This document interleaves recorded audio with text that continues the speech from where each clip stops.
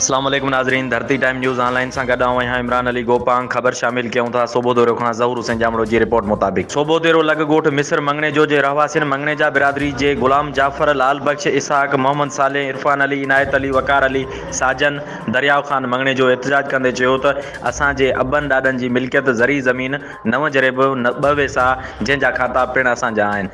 असां पंहिंजी कायल कणक जो फसल जी वल कढाइण लाइ थ्रेशर हणाए रहिया हुआसीं त ओचितो असांजे मुखालफ़नि मोहम्मद बचल मंगने जो अल्लाह वसायो, अज़ीम फज़ुल उर्स लुत्फ़ वली मोहम्मद मंगने जो वारनि लठियनि सां हमलो करे हमले में लाल बख्श, मोहम्मद इसहाक, शोएब ऐं अब्दुल्ला ज़ख़्मी थी विया।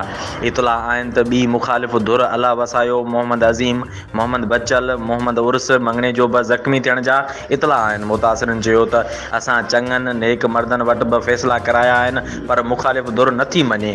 जॾहिं त असांजो कोर्ट सॻोरी में बि केस हलंदड़ आहे।